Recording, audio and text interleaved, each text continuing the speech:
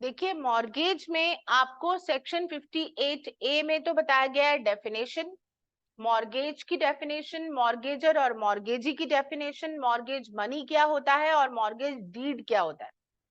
और बी से लेके और जी तक ये 6 हमें बताए गए हैं क्लासिफिकेशन सेक्शन 58 में ही। यहाँ क्लॉज बी से लेके और जी तक आपको बताया गया है कि मॉर्गेज कितने तरीके का होता है।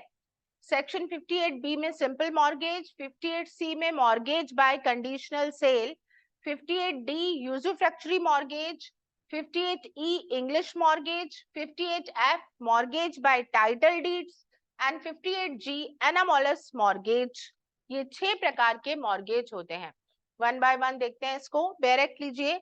सबसे पहले देखिए सेक्शन 58B क्या कहता है सिंपल मॉर्गेज के बारे में।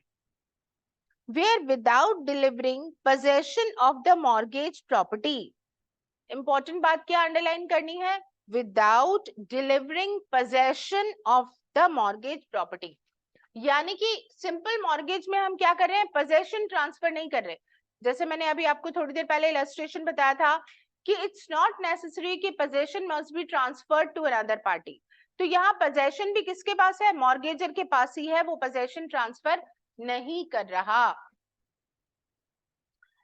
The mortgagor binds himself personally. अगली बात जो अंडरलाइन करनी है, एक तो खास बात क्या की अंडरलाइन कि पोजेशन ट्रांसफर करना जरूरी नहीं है। दूसरी बात क्या है, मॉर्गेजर अपने आप को पर्सनली बाउंड करता है। What is the meaning of personally binding, means अब ये कह रहा है मॉर्गेजर कि मैं आपको ये जो प्रॉपर्टी की सिक्योरिटी दे रहा हूं, अगर इस प्रॉपर्टी से पैसा रिकवर नहीं हो पाए तो I am here to complete all the liabilities. मैं पर्सनली बाउंड हूं, मेरे खिलाफ भी वाद दायर करके सूट फाइल करके ये मनी रिकवर की जा सकती है ना। उसकी कोई जो व्यक्तिगत जिम्मेदारी है उसको भी हमने लिया है, केवल ऐसा नहीं है कि प्रॉपर्टी की सिक्योरिटी हमने क्रेडिटर को दी है, ये पर्सनली भी लायबल है। टू पे द मॉर्गेज मनी, वो कह रहा है मैं मॉर्गेज मनी पे करूंगा, ये मैं पर्सनली भी लायबिलिटी ले रहा हूं और इसके साथ साथ मैं आपको इमूवेबल प्रॉपर्टी की सिक्योरिटी भी दे रहा हूं।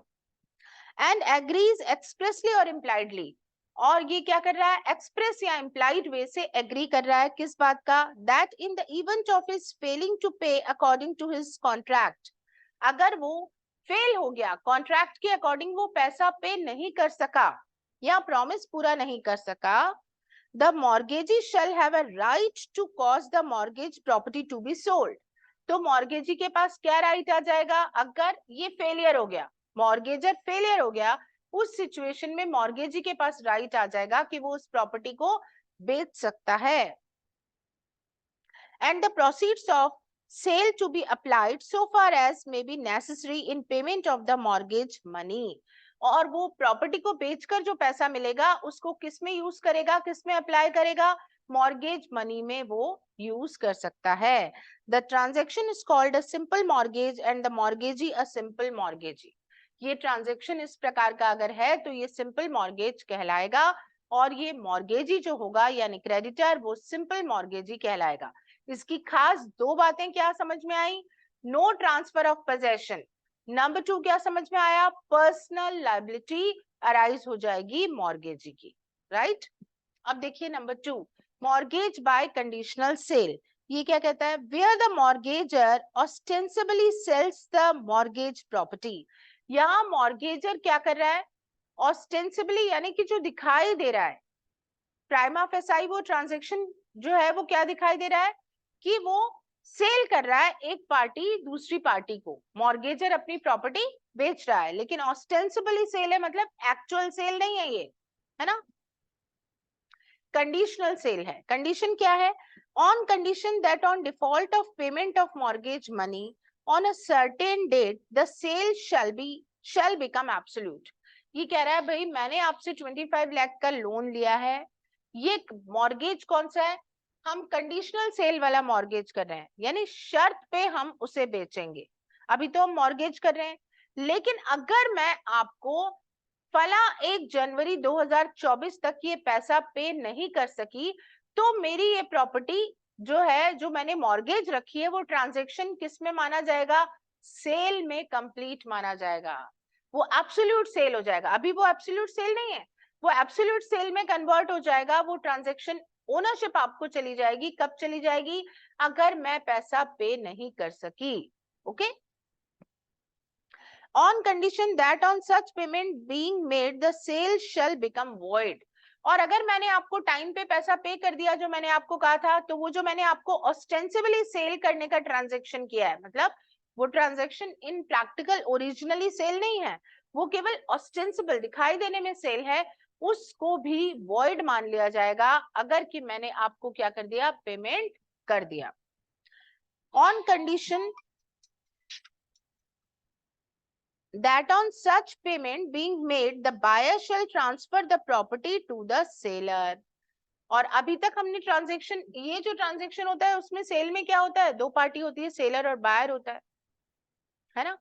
तो सेलर और बायर हो जाएंगे, अगर मॉर्गेजर और मॉर्गेजी क्या हो जाएंगे, सेलर और बायर हो जाएंगे।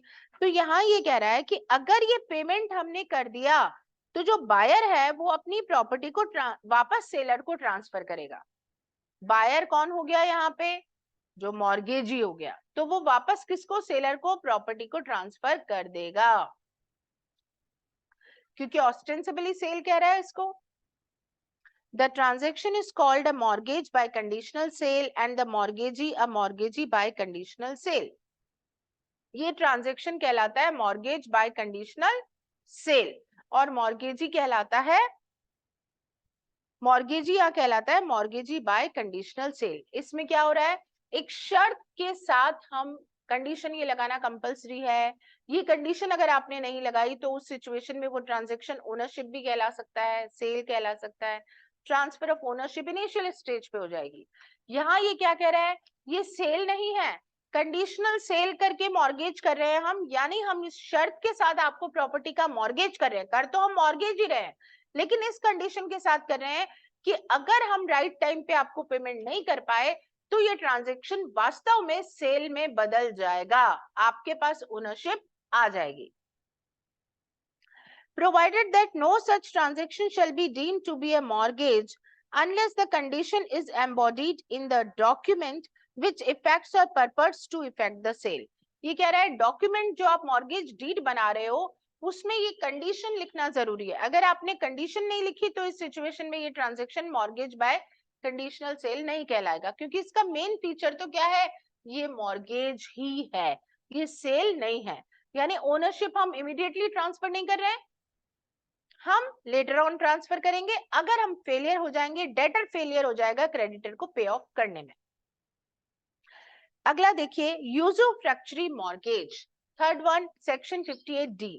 यूजुफ्रैक्चरी मॉर्गेज में क्या होता है, एक पार्टी ने दूसरी पार्टी को पोजेशन ट्रांसफर करना होता है, यानी डेटर यहाँ क्रेडिटर को ट्रांसफर ऑफ पोजेशन करेगा और यहाँ वो क्रेडिटर से कहेगा कि आप इस प्रॉपर्टी को यूज कर सकते हैं। प्रॉपर्टी का इस्तेमाल आपको किसमें करना है, जो भी आप इससे प्रॉफिट्स आ रहे हैं, जो अगर आप ये प्रॉपर्टी का कोई रेंट आ रहा है, कोई इंटरेस्ट आ रहा है, कोई प्रॉफिट आ रहा है, इस प्रॉपर्टी को आप तब तक अपने पास रखिए जब तक आपका मॉर्गेज मनी पे ऑफ नहीं हो जाता।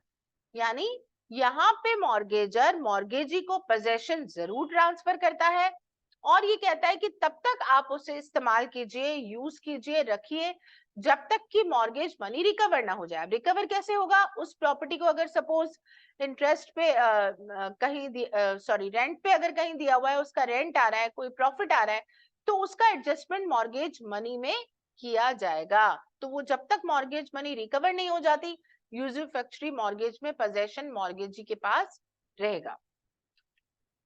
देखिए, where the mortgagor delivers possession, जहां मॉर्गेजर पोजेशन डिलीवर जरूर करता है। सिंपल मॉर्गेज में क्या देखा था, पोजेशन ट्रांसफर नहीं होगा। यूजुफ्रैक्चरी बिल्कुल इसका ऑपोजिट है, पोजेशन ट्रांसफर होगा।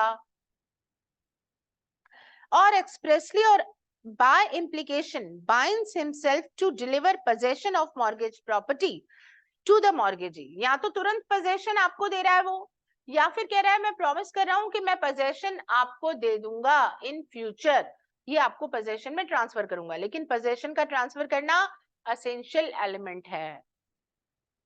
and authorizes him to retain such possession until payment of mortgage money। और ये कह रहा है कि तब तक उस पोजीशन को अपने पास रखेगा जब तक कि मॉर्गेज मनी रिकवर नहीं हो जाती।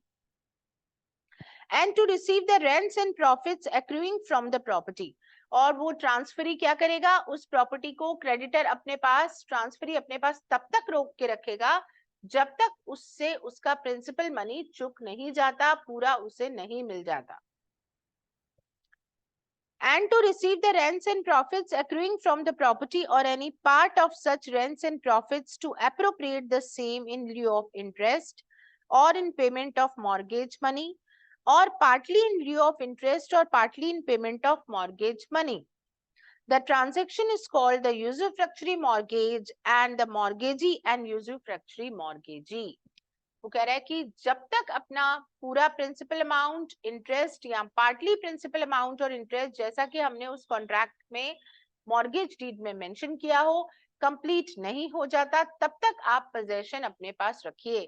यानी कि यूजुफैक्चरी मॉर्गेज में क्या हो रहा है, पोजेशन ट्रांसफर जरूर होगा, और जो क्रेडिटर होगा वो पैसा किस में से रिकवर कर रहा है, उस प्रॉपर्टी के ही प्रॉफिट्स और रेंट्स में से वो अपने प्रिंसिपल मनी को पे ऑफ कर रहा है, चुका रहा है और एडजस्ट कर रहा है।